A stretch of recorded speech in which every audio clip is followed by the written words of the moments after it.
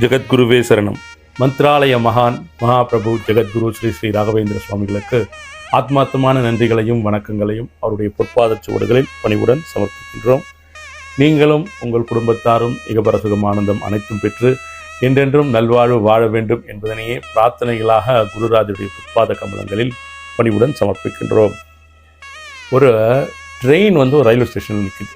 ஒரு சின்ன ஒரு 4 லைன் ஸ்டோரி தான் அது. ஒரு ட்ரெயின் ரயில்வே ஸ்டேஷனில் நிற்குது. மழை வர ஒரு சூழ்நிலையாக இருக்குது. அப்போ நின்ன உடனே அது ஒரு ஜென்ரல் கம்பார்ட்மெண்ட். மக்கள்லாம் முண்டி அடிச்சுட்டு யாரை ட்ரை பண்ணுறாங்க. ஒருத்தர் என்ன பண்ணுறாரு, ஜன்னலுக்கு வெளியே இருந்து அவர் கையில் வச்சுருக்கக்கூடிய இந்த கர்ச்சீஃப் எடுத்து உள்ளே போட்டு அந்த இடத்த பிடிச்சிடுறாரு. எல்லாம் ஏறி உள்ளே வராங்க. அவர் கர்ச்சீஃப் போட்ட இடத்துல பார்த்தா வேற ஒருத்தர் உட்காந்துருக்காரு. கர்ச்சீஃப் எங்கடாரு பார்த்தா அது கீழே இருக்குது. அவர்கிட்ட கேட்குறாரு, ஏன்பா நான் தானே இந்த கர்ச்சீஃப் இங்கே போட்டிருந்தேன், நீ போய் இங்கே உட்காரு, நியாயமாகும். இப்போ இங்கே எதுவும் இல்லை, நான் உட்கார்ந்த பெண்ணாப்பா, இங்கே எதனா இருந்தால் நான் தள்ளிட்டு உட்கார போகிறேன். பா தள்ளிட்டு உட்காந்தா நீயே சொல்கிறேன் அப்படிங்கிற. நான் தள்ளலை, இங்கே எதுவுமே இல்லை, நான் உட்கார்ந்தேன். இது ஏன் சீட்டியா, நான் வெளியிலேருந்து போட்டேன். கூட்டம் அவ்வளோ க்ரஷ்ஷாக இருக்குது அந்த ட்ரெயினில். வாக்குவாதம் 2 பேருக்கும் வருது. 2 பேரும் வாக்குவாதம் வந்துகிட்டே இருக்கும்போது திடீர்னு ஒருத்தர் வராரு. பா 2 பேரும் சண்டை போட்டது போதும், அது ஃபிசிக்கலி சேலஞ்சு சீட். அந்த சீட்டில் ஒன்று ஃபிசிக்கலி சேலஞ்சு பர்சன் உட்காரலாம், இல்லை வயசானவங்க உட்காரலாம். இந்த பார் 65 வயசு 70 வயசு இருக்கும், நின்றுட்டுருக்கார் கஷ்டப்பட்டுட்டு, எழுந்திருக்குப்பா 2 பேரும் அப்படின்னோடனே 2 பேரும் சண்டை போட்டு உட்கார ட்ரை பண்ணவங்க 2 பேரும் விலகிடுறாங்க. இவர் இந்த 65-70 வயசு இருக்கிறவர் போய்ட்டு உட்கார்ந்தவொடனே வண்டி கொஞ்சம் தூரம் தான் போயிருக்கோம். திடீர்னு பார்த்தா பின்னாடி இருந்து ஒருத்தர் தட்டுறார். இந்த தாத்தா பெரியவர், எழுந்துருங்க, ஒரு ஹேண்டிகேப்ட் வந்திருக்கார், கொஞ்சம் ஃபிசிக்கலி சேலஞ்சு பர்சன், அவரால் நடக்க முடியாது, எழுந்துருங்க அப்படின்னு. அவர் அப்படியே திரும்பி பார்த்துட்டு பாவமாக எழுந்துடுறாரு. இவர் அவரால் கொஞ்சம் நடக்க முடியல, ரொம்ப நடக்க முடியல, இல்லை கொஞ்சம் நடக்க முடியல, பட் ஃபிசிக்கலி சேலஞ்சு பர்சன். நேராக போய்ட்டு அந்த சீட்டில் உட்கார்றார். உட்கார்ந்த உடனே பார்த்தா வானம் மிருண்டு மழை பெய்ய ஸ்டார்ட் ஆகுது.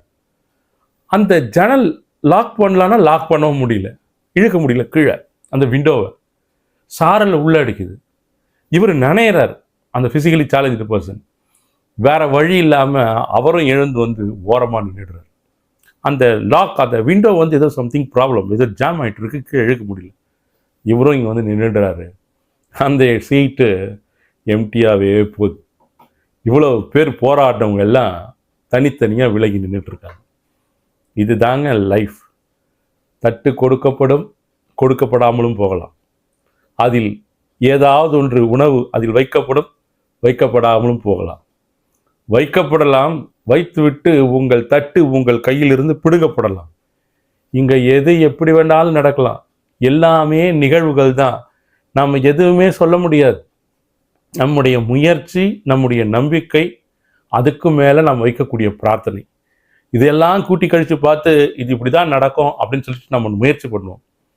அந்த முயற்சி வெற்றி அடையும் போது பார்த்தியா நம்ம எந்த அளவுக்கு சக்ஸஸ் பண்ணிட்டோம், எந்த அளவுக்கு நடந்தது இது அப்படின்னு சொல்லிட்டு யோசிப்போம். எல்லாமே ஒரு கோட்பாடுகளுக்கு உட்பட்டு, ஒரு தர்ம நியாயங்களுக்கு உட்பட்டு தான் கணக்கிடப்பட்டு உங்களுக்கு கொடுக்கப்படுகிறது. அதை நம்ம கரெக்டாக ஞாபகம் வச்சுக்கணும். மகாபிரபு ஜெகத்குரு ஸ்ரீ ஸ்ரீ ராகவேந்திர சுவாமிகள் போல மிகப்பெரிய மகான்களை நாம் தொடர்ந்து வழிபடும் பொழுது கிடைக்க வேண்டியவை நிச்சயம் உங்களுக்கு கிடைத்தே தீரும்.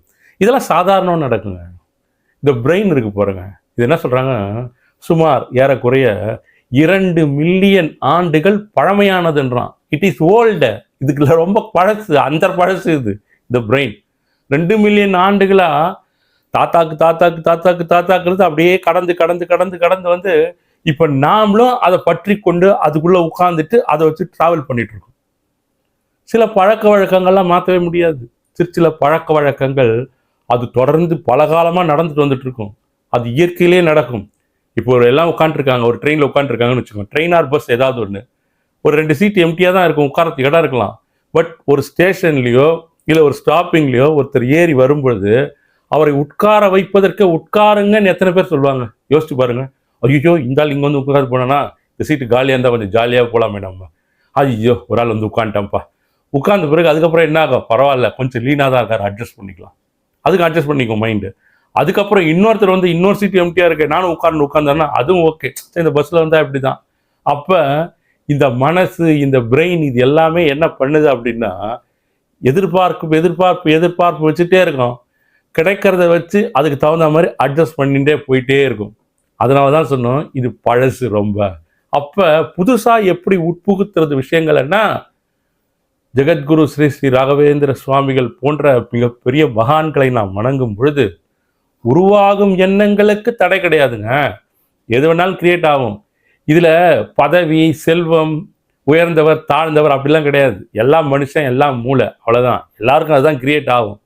ஏன்னா நம்ம பார்த்த படம், பேசிய வார்த்தைகள், சந்தித்த நிகழ்வுகள் இதெல்லாம் மொத்தமாக சேர்த்து உள்ள பதிவாயிட்டு இருக்கு.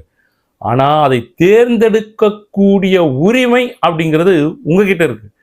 இது செய்யலாமா செய்யக்கூடாதா, இப்படி போகலாமா போகக்கூடாதா, கம்ஃபர்ட் ஜோன்லேருந்து வெளியில் வந்து நமக்கு எது சௌகரியமாக இருக்கும் அப்படின்னு யோசிச்சு அதுக்கு முடிவெடுக்காம, இது நிச்சயமாக இன்னொருத்தருக்கும் பயனுள்ள வகையில் இருக்கும், இதை செய்கிறதா நமக்கு தர்மம், இதை செய்கிறதா நியாயம் அப்படின்னு சிந்தித்து செயல்படும் பொழுதுதான் நாம் நமக்குள் இருக்கக்கூடிய அந்த பதிவுகளில் இருந்து எஸ்கேப் ஆகிறோம். உள்ள அந்த சிந்தனை வர வேண்டும். அதை தான் குருராஜர்கிட்ட நம்ம கேட்கணும். இது ஸ்டேட்டஸ்லாம் கிடையாதுங்க. ரொம்ப வந்து பெரிய மனிதர்களாக இருப்பார்கள், ஒரு அல்பத்தரமான ஒரு வேலை செய்வாங்க.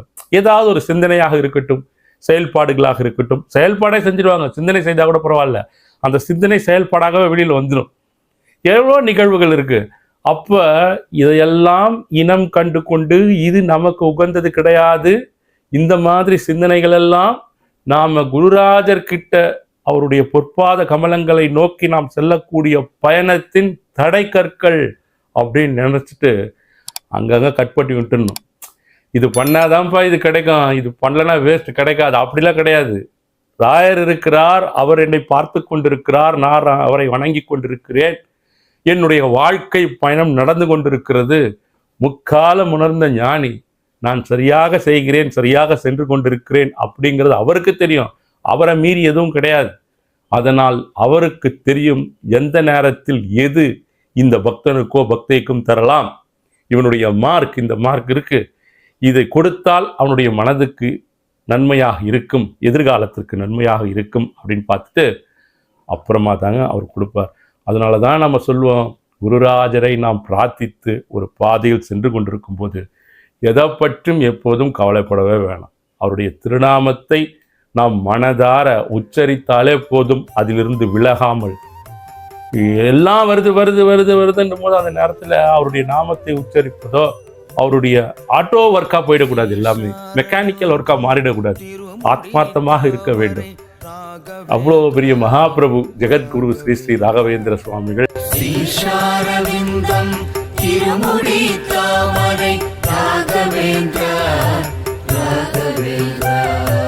முகாரவிந்தம் திருமுகத்தாமரை ராகவேந்திரா ஸ்ரீ ராகவேந்திரா.